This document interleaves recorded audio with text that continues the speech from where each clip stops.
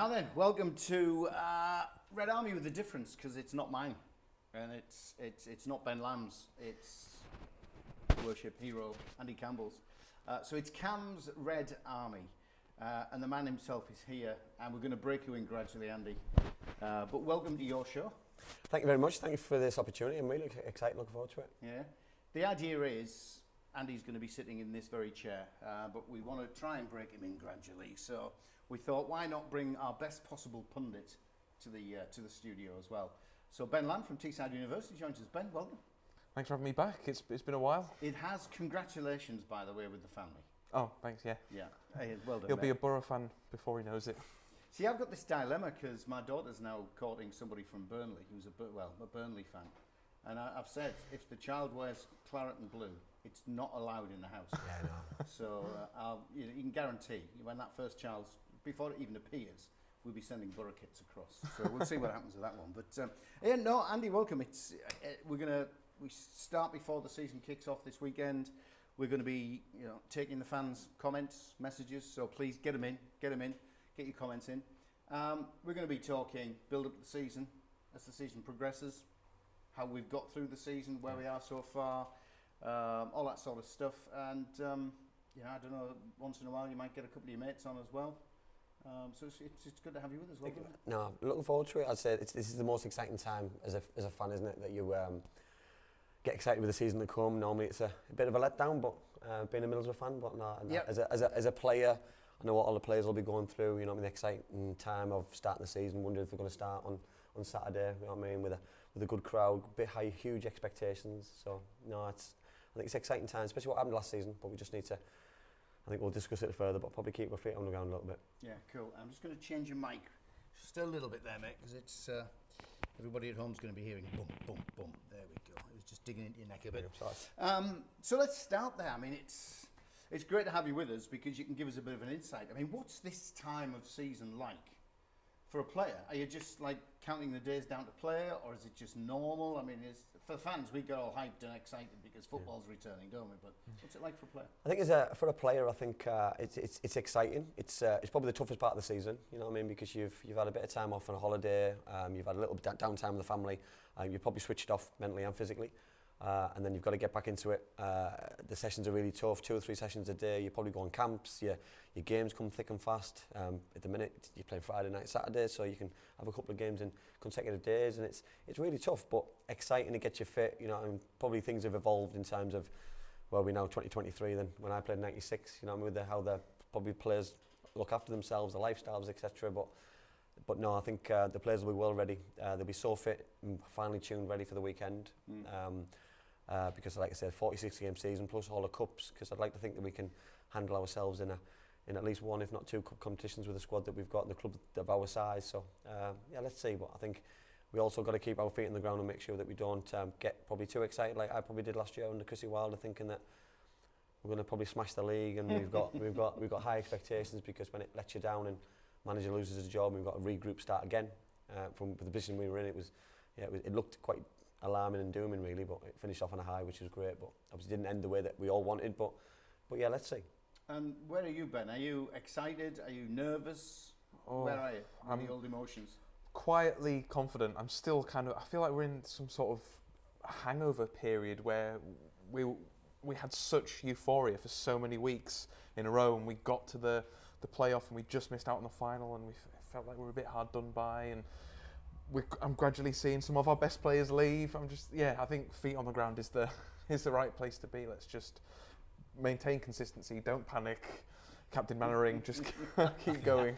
Bit of Dad's Army creeping in. I think on that though, I think we're still in a transitional period, aren't we? As a club, you know what I mean. That we're far from the position. Yeah, I think we're far from where we used to go and splash the cash and bring in big players. You know what I mean? The parachute money from the Premier League kills clubs like us, so we're trying to do it right, and FIFA fair play, trying to bring in the right people, outgoings. You know what I mean? I know we've had issues with Derby in the past, and you look at Leeds signing big players, Leicester signing big players on Premiership wages. It leaves a bit of a bitter taste, but you've just got to get on with it, and you've got to try and get where we want to be, and then see how long you can sustain it with a kind of period stroke way that Steve wants to run the football club, really, because it's just a tough animal to be in. And it's a difficult one, isn't it? Because he's running the club within financial fair play. He's running with all the guidelines that the EFL set. Yet that does restrict us somewhat. I mean, we'd love him to splash the cash and all, but it's not as easy as can we afford it. It's now can we do it?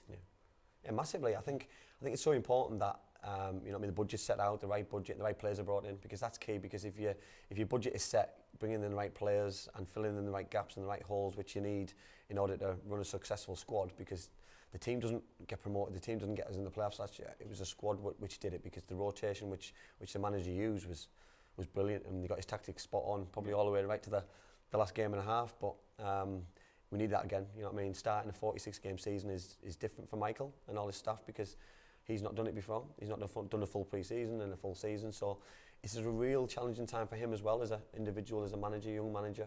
But I'm sure he'll go into it with his eyes wide open and be very successful like he was last year. Yeah, and let's kick off with some of your comments and get them in. By the way, we've got merch.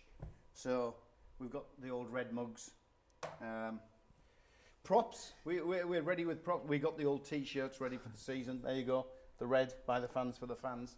So the best comment that comes in tonight, Andy, it's his show. You'll pick it, and we'll get some merch out. But we start with a couple of comments, and this is an interesting one from Matt. Tell Ben he's left a bunch of paper clips all over my kitchen floor.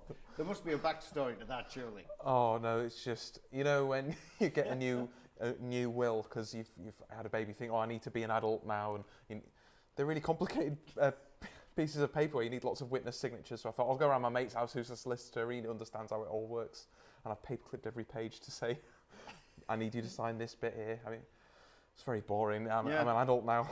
Well, there you go. At least we know why there's a bunch of paper clips all over the floor. That's good. I've got to say hi to Rye, Stu Gawley, Chris Ellis, Georgie. Just says Borough, well done. Rye, hey, Dave, Andy, and I'll stick a Ben in there as well. Hello, everyone from Stu. We had the paperclip one. Phil Batch, you still got your boots, Andy. We need a striker. I wish the leg still worked probably as quick as the brain does, and I wish that could still happen, but unfortunately I think my days are sitting here. I'm probably fitter now than I was as a player, but the legs just don't work anymore, unfortunately. Is that what happens? I wish well, it is to me. You start thinking about getting to the ball rather than actually getting to it. And then the legs don't work as quick as that I believe they should be. Cracking stuff. Just a hi to a bunch of people. Robert, hi. I can't even read this one. Hanumantha, love it. Wonderful name. Thank you, Jonathan. Stu, can't wait. Up the Borough. Daniel, playoffs were poor. We didn't show up. Need some steel and leadership on the pitch. It's a good one to pick up. I suppose the big change, fellas, over that disappointing end of last season playoffs-wise to the start of this season is we've lost the Archers, we've lost the Giles, we've lost, etc. We haven't seen a lot of big names come in. Are you concerned, Ben? Yeah, I am pretty concerned. We don't have a left back. Is Hayden Coulson going to start? He's had probably. He's going to have to, isn't he? I mean, he's had some loan spells that haven't been great for him. We need a left back and a striker at the very least. I'm concerned on the one hand because I think we've lost the guy who had the most assists in the whole league. We've lost Archie, who had 11 goals in half a season. We've lost Ramsey, who was close as damn it to double figures within half a season. But I think we've got to be calm. We've still got the nucleus of the side there. We've still got Akpom for however long he wants to be there. We did come out with that one yesterday. Funnily enough, he was at the Stadium of Light. We've all accused him of going up there to nick Ross Stewart and bring him back with him, but he did. He's saying he wants to stay at the Borough. Well, that's good. And we've got players that we've kind of forgotten about. Force scored 10 goals. It was bizarre, wasn't it? We've struggled for a millennia, it feels like, to get a player that can score double figures, and we had about 3 or 4 of them who did it in what felt like half a season. So we've got Force, Riley McGree, some good centre backs, loads of keepers now. I just think we just need those final pieces of the puzzle to make us competitive, and I'm sure Carrick can do it. All these players we didn't know about were somewhat unknown entities in terms of what they could achieve, and they just hit the ground running unbelievably. So fingers crossed. Andy, you've got 2 views, I'm sure, on this one. You've got your current view, how you think we're doing and preparing, but then there's the player side of it when you go back in, let's take a few years off and you're back in the dressing room. We'll start there. What's it like as a player when you transition from one season to the next? Are you looking to see who leaves? Are you looking to see who comes in? Or are you really just focused on you getting ready for the season? I think you're doing a little bit of a mix of everything. I think you're probably still hungover from the season before. I've been in the dressing room where we didn't get promoted, we got beat in the playoff semi-final, and you're so disappointed, but then on the other hand, you're so determined to get it right. You know what I mean? So you're determined to get it right, and we got it right the following season. So I think every single player who's in that dressing room who has got the hangover from last year will want to get it right, and will go on and go one step further. If that's Wembley, brilliant. If that's automatic promotion, even better. But you also will be quite alarmed because you want the club to get better. If that's a Dale Fry and you love the club, you bleed red, you know what I mean, you adore the fans, you want big names to come in, you know what I mean. But if you're a player who was a little bit nervous about keeping your place, you're quite excited that they're not bringing in big names, and you start in Hayden Coulson for one that will be he'll be absolutely over the moon that he's getting an opportunity potentially to start or be in the squad. So what I'm sounding, the sounds are that it's his position to lose. If he plays well, fantastic. The jury's still out, of course it is, but that's not on all players.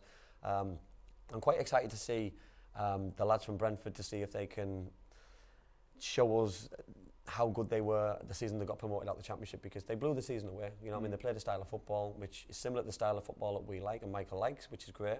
And if we can get those players firing on all cylinders and get us in the good attacking areas, because for me, you just named all the names there, the lads that we've lost, potentially an Akpom at the end as well, that defensively I think we'll be strong. Midfield, we've got a really strong nucleus in the middle with good creativity. Add Piero into that as well. I think he'll give us that added extra going forward, creating things, but we also need goals, and goals win games. And if we can keep clean sheets, or we can get back to the Karanka style of keeping clean sheets, we'll do really well. But I don't think we're there yet. How disruptive can it be to have the Akpom situation still going on? I mean, do players look at other players as he was key for us last year? I mean, Guy nearly scored 30 goals. I mean, it would have been amazing if he'd have got that extra one. But you know, we're hearing rumours today about Sheffield United preparing an £8 million bid for him. And does it disrupt? Yeah, of course. And I think as from a player's point of view, you want clarity straight away. You want the answers to come out. You don't want to start the season with that hanging over you, because the longer it comes, it doesn't leave the best taste in your mouth as a player, because you feel a little bit let down by individuals. Maybe it's by the club, because you're getting told one thing and something else happens. So the day he does finally leave this club, if that's in 12 months' time when his contract runs out, or it's before the transfer window, there'll be a lot of disappointed fans, a lot of disappointed players, because will we be able to reinvest that money and bring in a player to follow suit and score all the goals? Potentially not, because when you know what it's like when people see how much money you've got in the bank, that prices go up and you can't bring in the quality, and who knows if that player can change things around. And it does unsettle things. But what we can't afford to do as fans is not back the player because he might come back, not back the other player who's going to fill in the void. Back the manager. It's not the manager's fault, it's not the club's fault. Football's a business, and when I played, clubs had the power, players didn't have as much power. Now players have all the power, rightly or wrongly, but money talks, and players can go and get moves, get more money elsewhere, and good luck to him. You know what I mean? He's only got 12 months left in his contract, so he's potentially looking after himself and making sure that he's in the right position to stay fit for a potential move. Hold that thought, Ben. Just for those who are just joining us, it is Cam's Red Army. We're breaking him in gradually. He's going to be in this seat within a couple of weeks. Absolutely he is, and he's going to be driving it all, so that's brilliant. Ben, Akpom, there's no point, it would be the daftest question ever for me to ask, would you be disappointed if he went? Is 8 million enough though, if he goes? That sounds really modest, doesn't to it? me. 8 million. I mean, it's a huge I think the club's stuck between a rock and a hard place, actually, because what if you keep Akpom for a year and he doesn't have the season he did last year and maybe loses a bit of confidence? It doesn't work out. I think you could easily sell him for about 20 million. I think he's given the season he had and how strong and decisive he was in the box and how he was scoring for fun and is enjoying his football again. He's had a new lease of life. So to either keep him, I mean, it's what's more important to the club, given the financial fair play we've talked about, having a surplus of about £20 million that you can really reinvest intelligently with, say, some loan players, some like kind of low-key signings, because I think that's what we do, what Borough's always done best. When we have the big marquee and the big signing, I don't think that's ever really worked since Juninho. They seem to buckle under the pressure quite a bit. So if he left, I don't think anyone on Borough would have a bad word to say about him, and if they did, I don't think they're really a Borough fan, frankly. But of course we don't want him to go. No, of course we don't. No, as fans, we want him there. Again, don't we? Well, you can't afford to lose good players, you know what I mean? Because he guarantees your goal, he excites you the way he plays, you know what I mean, he cares because of the way he played, he cares. You know what I mean? I think that was obvious, you know, that what people say and what people do now, actions speak louder than words, I get that. And if he plays on Saturday, I know he won't because he's obviously got an injury in his knee, but we want him on the pitch, and the quicker we can get him on the pitch, the quicker we can sell him for more money, get more money in the bank, or we can get goals out of him, because at the minute we're getting nothing. You know what I mean? So for me, if we can get him goals and sell him for more and get a highest bidder, brilliant, because we can get more money. But with only a year left on his contract, this is the position we're in, and we have to be realistic that he's got 1 year left. If we're not careful, he'll leave on a free in January, and then he might go down his tools and not put the effort in, and we need to be very careful, because we've got to be very selfish for Middlesbrough Football Club, and the club has got to be very selfish as well. So if they can get money now and reinvest it back in the club or for the future, or get a commitment. We need one or the other. We can't just let things rumble on, and because it causes more problems. And by the time we know it, the season's a dead rubber season, and we're just a little bit lost then. Frustrating for fans, frustrating for managers, players, club, and by the time we know it, we're just wasting time. Yeah. Rise asking, what's our predictions for the championship? We'll do that towards the back end. Stu Gawley, who dressed you tonight, Dave? No top button. I'm trying to be cool, mate. Look, I'm old. It was my birthday a handful of days ago. I'm just trying to be hip. Or I think the word now is sick. It meant something completely different in my days. Like sick, I'll be honest. It was like coming out of the Madison at 2 in the morning. Mark Wetter, it's nice to hear that you guys say, I'm a little fed up of fans saying Gibson's not interested in spending money. We do hear it a lot. Gary, 8 million bid apparently for Akpom is an absolute joke. Ray Wilkinson, listening from Gran Canaria, up the borough. Is it a holiday or do you live out there? I'll be envious either way. Let us know. I'm sure we'll see some players signing, but what player that's been linked? What player have we been linked with? That's got us excited. Now, there's an interesting one. Who's come in, or who have we been linked with? That's got you excited, Ben. I couldn't tell you, to be honest. It's felt very, very quiet, unlike other seasons. I mean, I just can't believe... Can you believe that this time last year, Akpom didn't even have a shirt number at this stage in the season, and he's now become a complete world beater. So, who am I most excited about? I think... I'll give you a trick answer. I'm excited about what's going to happen. I don't think Carrick has done all the business he wants to, and he probably will bring in kind of a diamond in the rough like he did with... I remember the last transfer window, he kind of Ramsey appeared out of nowhere, and he did phenomenally well. So I think he's got a surprise up his sleeve somewhere. That's what I'm most looking forward to. The unknown. Yeah. I'm just looking at my notes here. Obviously we've got Sammy Silvera, there's Glover, there's Gilbert, Van der Berg, Dieng, obviously an important signing, being an experienced goalkeeper. Jones, Rogers. I mean, these are the guys who are coming in, Andy. Them plus anybody we've been linked with catch your eye. I think everyone was still excited when about Giles. I think Giles was everyone was hanging the hat on. Everyone was still excited about it because they knew what he could bring. You know what I mean? He seemed to love to play for the club. His quality was undoubtable. You know what I mean? The amount of assists he did, he just seemed to just relish wearing that red shirt, which was absolutely fantastic. Watching it as a fan and as an ex-player. I agree. I think there's going to be a couple of signings to be made. I'm not sure if that will be permanent. I think he'll utilise the loan market. I think one thing that the club did really well last year was the loan markets and bringing in those kind of players. And I think if we can use them properly, I think it will get excited and excite the fans, the crowd, and everybody around the area, because I think it was so important last year. And I looked at England under 21s in the summer. We had 2 players who played a full season for us, or half a season for us even. Played a half season for us who won the World Cup. You know what I mean? So it's so important if we can maybe utilise that, look at players who did well at young Man City players, Chelsea players, Liverpool players, etc., United players who are there to prove a point. We need a player who's hungry, wants to prove a point, and wants to get back to where they want to be, because that's what it seems to be. If they want to use Middlesbrough as a stepping stone, I've got no problem in that, as long as they play well and successful and run through a brick wall for that red shirt. Can we, just before we completely leave the Akpom question alone, I want to try and get inside a striker's head, and we've got one on the couch. You know, from... Didn't score that many goals, by the way, as he did. He scored some important ones, though, I did, yeah. Even bigger if ones, you were wearing blue sometimes and not red, you know, like that one at Wembley, which obviously you'll never forget, I'm sure. But from an act pump situation, I mean, what must be going through his mind at the moment? Because he had that awful start to a new season last year where he wasn't even given the squad number. No. He wasn't given a shirt. He was seeing his time out because the loans didn't materialise into permanent deals. Yet then he starts banging the goals in for fun. And I've got to be honest, he didn't even look fluky, did he, Ben? I mean, we can talk this as fans. I mean, he'd get the ball down, he'd hold it really well, he was strong. He'd come back into midfield and pick the ball up and he'd keep the movement going up front. It's not as if he was fluky and 29 came off his backside. I mean, he created, he worked his butt off. And now he's in this situation. Yeah, we know he's got a niggle where he's about to pull the boots on for the next season. What goes on in a striker's mind? Is it, oh, heck, can I do that again that season? Or is it, what if it doesn't happen? Where would you be?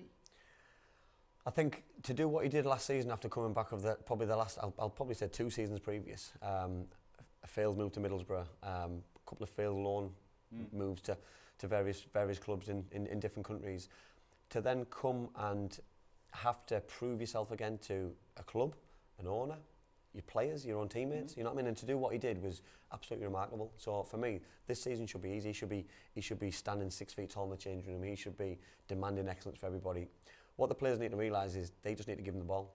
If they give him the ball in dangerous areas, he'll make things happen. You know what I mean? Players like him, he's a dream as a 10. He gets the ball in between that midfield and defensive area. He turns, he drives at people, he gets in behind.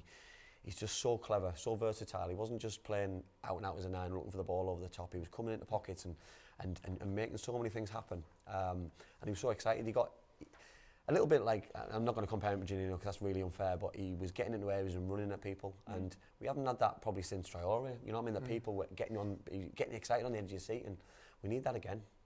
We need that all the time. And hopefully he comes back. Hopefully he's got the appetite to come back and he wants to come back, and the club and him can come up with some agreement. For me, that could be the biggest signing of the season. If he pens a new deal, if they can offer him something which will keep him here, I'm not sure that's possible, and that's even on the cards. But for me, he's holding all the cards. He knows how good he is. He knows that a 15-goal season this season will be a success, because for a centre forward, double figures plus can potentially get you in the playoffs. And a 30-goal a season, a full season for him, it's got to get us in the top 2. Has to, if he does it again. Has to, because I think the whole club would follow suit and back him up.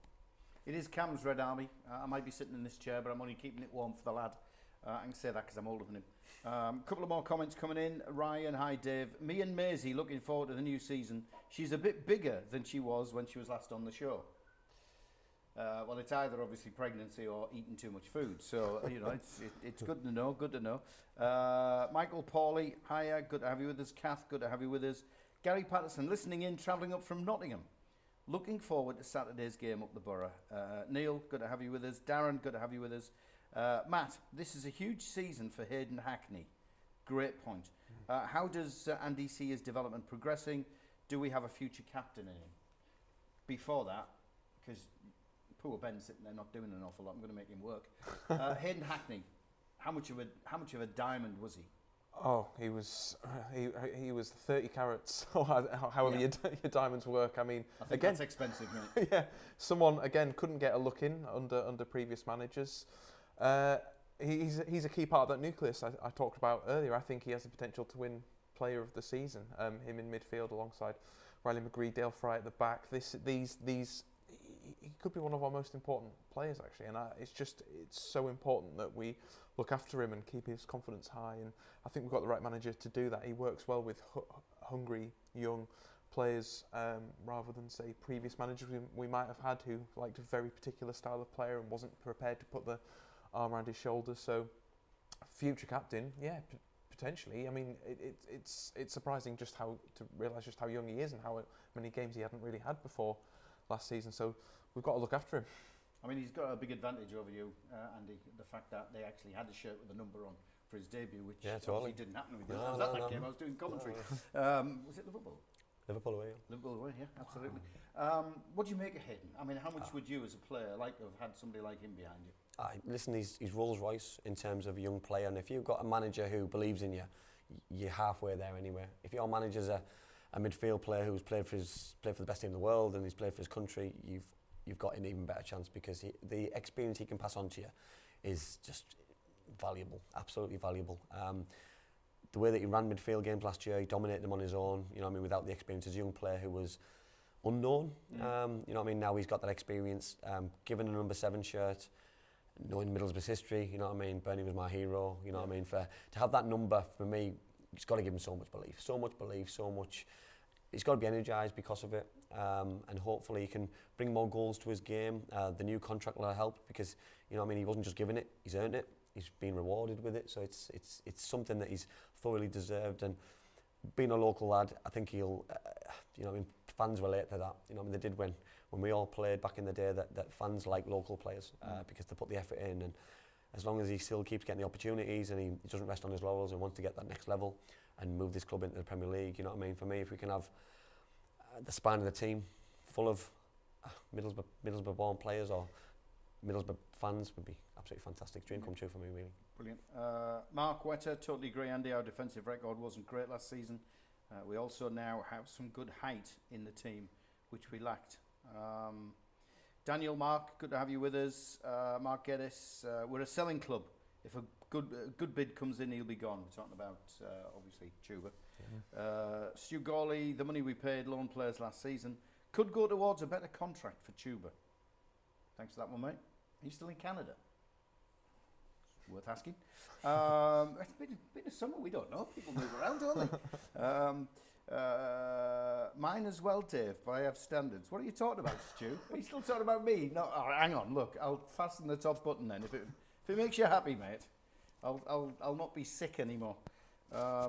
Right, it's hard having 2 teams I supported since I was 5, which was 29 years ago. I can't really predict the league at the moment. We'll get onto it, mate. We'll get on, and we actually gave you your homework, didn't we, beforehand? We said you're expected 11 for the weekend, so we'll come on to that as well. Just trying to get through. There's loads of them coming in, and thank you. Keep your comments coming in. Whoever Andy selects as the best comment can either have a mug or a T-shirt, because we've got merch. Josh, Neville, Peter, Damon, thanks. Luke, happy 21st, mate. 21st birthday, Luke, and he's watching. Good to see you, mate. Happy birthday. Long time ago, wasn't it? It was a long time ago. Damon, think we need a left back, attacking midfielder, another right back, and striker, or 2 for competition. Striker or 2 for competition. Not asking for much there, mate. It's a good wish list. Just having a look at this. The lads who've come in. Obviously, we've got the Brentford connection, the QPR connection. We've obviously been raiding from down south. I mean, to see Dean come in as a keeper, because, you know, we lost Stefan. And we had a couple of possible local options, but none of them had real experience at the championship level. To see Dean come in, is that important, or how important? I think it's important to fill in a void of someone who's got that experience. He played 46 games last year for QPR, so I think it's important that he knows the league. QPR were better last year than they have done previously. They still did ship a lot of goals in, which I'm not blaming him. It means he's a little bit more busy than probably our goalkeeper was, which then he'll be in a good position now moving forward. I did find it a strange decision to bring 2 other goalkeepers in. If he's going to be number 1, do you need other players of similar experience to back people up? Can we not back them up with younger players? But listen, the recruitment's done by a recruitment team, which is people's decision. I just like to fill in different holes. You know what I mean? Viewers there mentioned fullbacks. The fullback area for me is a big area. It's a big area to fill. We talk about Giles, how many assists he made from that area. If we're going to go to a back 3, your left wing back and your right wing back, your sources of whipping the balls in, crossing balls in, potential set pieces, so they're the key areas. So for me, I don't know if we're going to go see us in a different formation at the weekend, which I know we're going to talk about later on, but it's exciting. You talk about it with excitement. I just hope in a week's time we're not talking about it with a little bit of trepidation that we're a little bit doom and gloom. I know we're going on to that. We're going on to the game coming up the weekend. Are you feeling trepidation? Are you feeling, because we've got a woeful record at the start of the season. Yeah. We've only won 1 game in the opening game of every season for the last 10 years. Oh, I didn't realise that. That was a good season though, wasn't it? Cause I've spoken to the lads before, and that was the season we got to Wembley. So if it's an omen, then fantastic. Who's going to Wembley? We're going to be in the top 2. But you've got to look at the teams that absolutely stormed the league last year. You know, we almost came close to catching Sheffield up, but Burnley and Sheffield just wiped everyone out with a lot of Burnley points. were on a different planet. Let's be honest. And I said that to somebody in the club, in the club management, and I said, congratulations. You know, you were streets ahead. So, but Sheffield United, you're right. We got within a point of them twice. Yeah. But then we just couldn't keep the run going. Yeah, my point being, you've got to get as many. I think now, especially with these big teams coming down, you've got to get as many points as early as you can, because that will come back and bite you. Yeah, I think it's important there though that we do hit the ground running straight away. It's important to get the first 3 points, because teams are then playing catch up on you. Yeah. We were playing catch up from the word go, you know, and the record there: one win in the last 10 seasons, 6 draws, 3 defeats. It's not good enough. You know what I mean? Because if you start strong, you know what I mean, you can then go into the next game confident. You're going into the cup game against Huddersfield. You're going into all these games confident, and you're there to be shot at. I'd rather be there to be shot at than thinking we have to start winning. You know what I mean? People talk about relegation before Michael takes over, you know, and then look where we finished. You know, yes, it was a little bit too soon, but it could have also gone the other way if we didn't replace the manager when we did, and you know, it was quite worrying times. Got a question for you, and I'm not suggesting this could be the best question that wins merch, but we'll see. Phil Batch, question for Andy. Cast your mind back to the 80s and 90s and football in general. Players have taken charge of the game now, ahead of the football clubs. As an ex-player, do you see this as a good or a bad thing?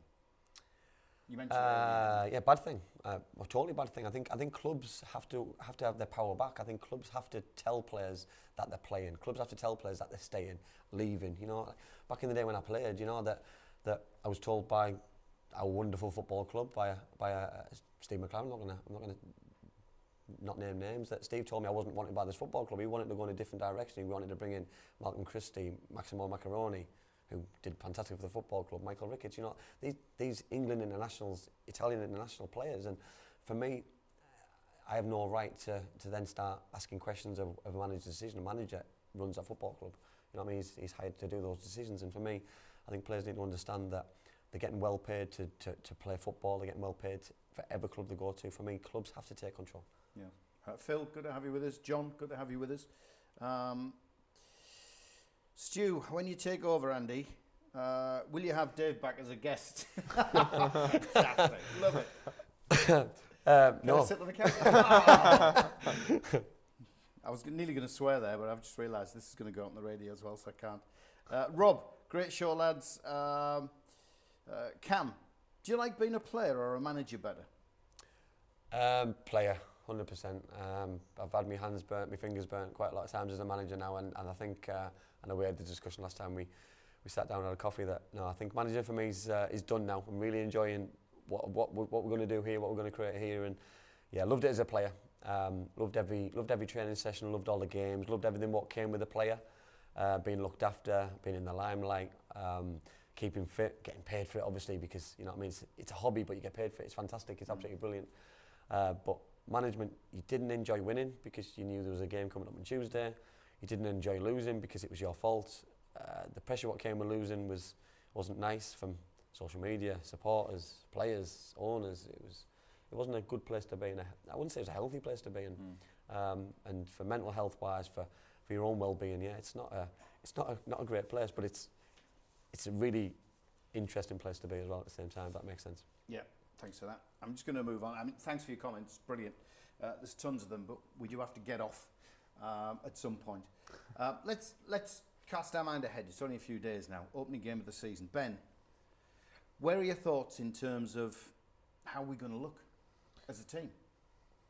It's difficult to say. I think the pre-season friendlies, for some reason, it feels like there's been more scrutiny this pre-season than there ever has been before. Previous season, I couldn't have told you who we played, where it was, who scored. I heard good things from the last game we played about creating chances and so on and so forth. But I think it's the opening game. It's going to be a bit nervy. I think some people have left. We've got some people coming in. They're still working out, I would say, where the roles are. So I predict a scrappy 1-0 win for the Borough. All right, okay.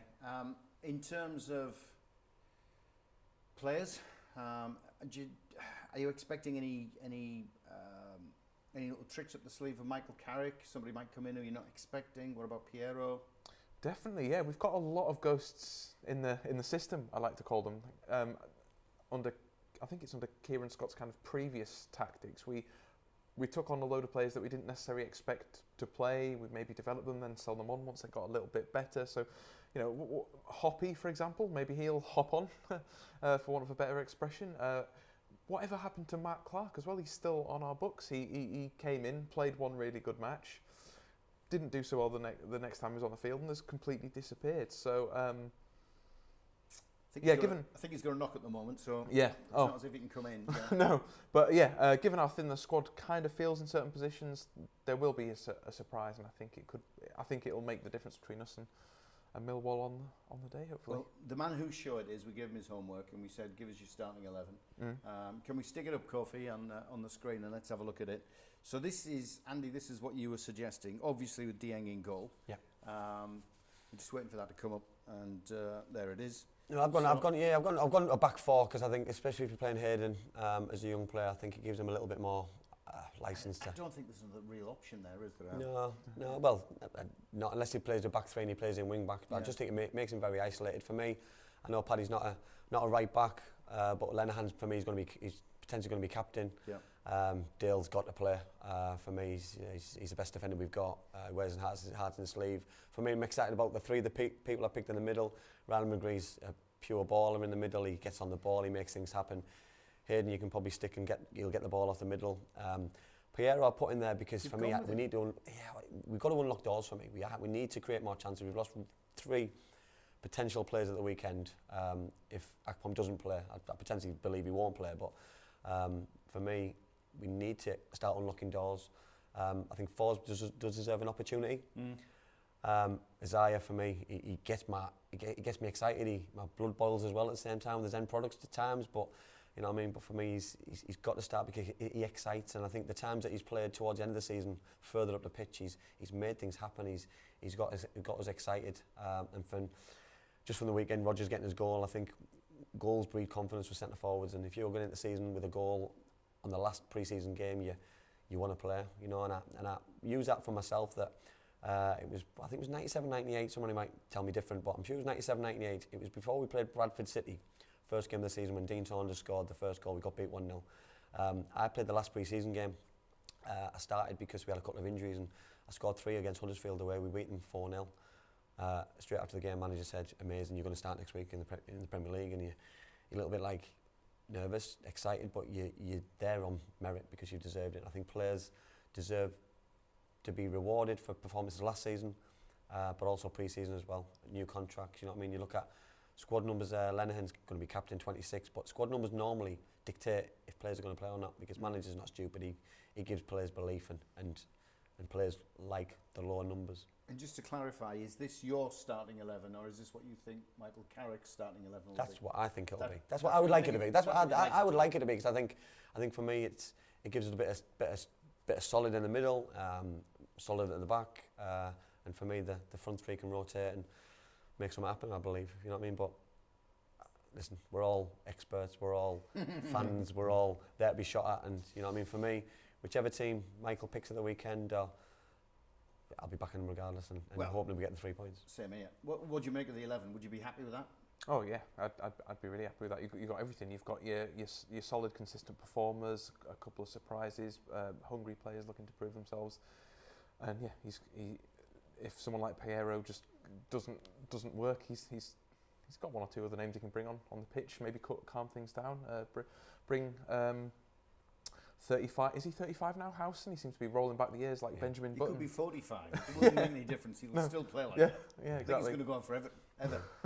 But I think that when you got Hayden in there, I think with a calming influence next to him and later in the game to kill games off, I think Johnny could do that very, very calmly and very effectively. And I think it's important that we have those kind of players instead of utilising them straight from the off and hanging them out to dry a little bit in games and bringing them off. For me, he can see games through. We're winning, shut up shop, bring off an attacking player and pack the midfield. And I think it's so important that we get tactics a little bit more superior instead of being a little bit naive like we were in probably the final game and a half against Coventry in the playoffs. And I think we'll learn from that. I think the staff will learn from it. The players will certainly learn from it to see games through. And but yeah, hopefully. And you look at that 11, Ben, and let's think if we can get those niggly injuries out the way. So you've got Howson coming back, you've got Akpom coming back, you've got Coburn coming back to be available, Dykesteel, except Tommy Smith. You know, you mentioned Matt Clark. So with that 11, plus these additions coming back in, suddenly are we too concerned that we haven't had any big marquee name signings coming in?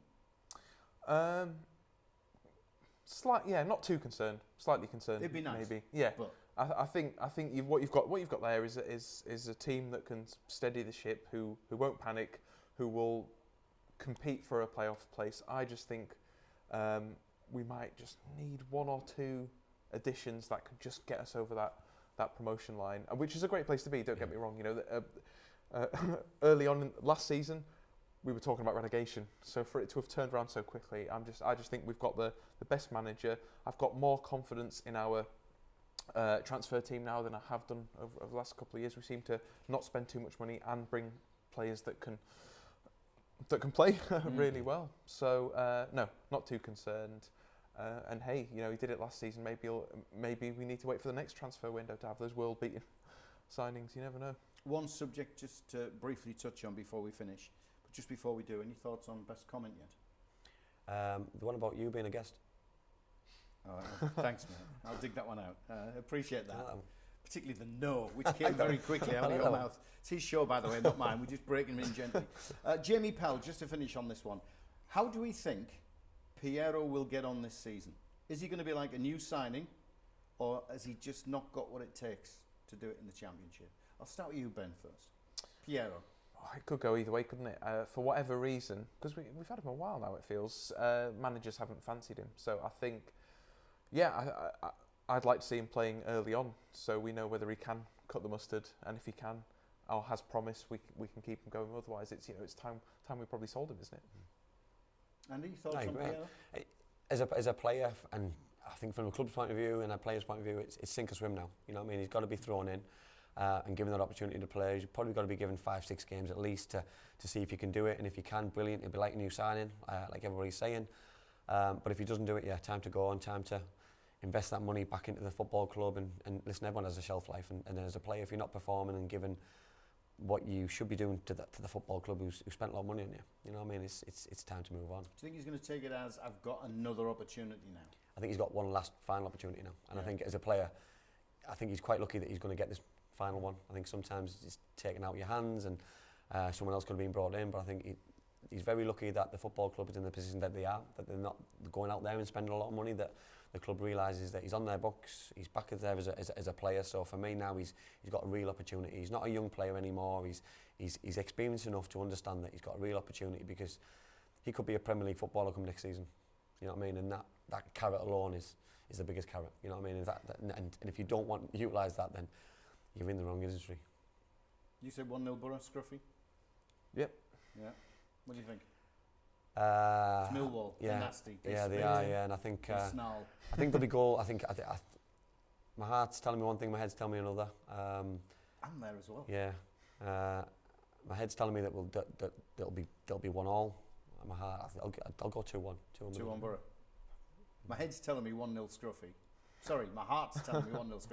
I've got a horrible feeling it'll be a 0-0. You know, we've had a good record against them over the last. We have. Listen, you're talking tactics as well. They're in a similar position to us. They failed to get in the playoffs, so they're in a real transition. You know what I mean? Their manager's under pressure. Gary Rowett's under pressure to come here and start the season properly and start with a positive mindset. We can have a real impact on that. 30,000 at the Riverside as well, so that's going to be important. Yeah. We can really burst his bubble with his new players, with the way that he's trying to do things, and give them a real negative start, because he'll have looked at the fixtures when they came out and thought, couldn't have been any worse. It was the worst fixture possible for them, because you go to a Premier League club, there's the excitement of teams getting relegated. It's coming to Middlesbrough.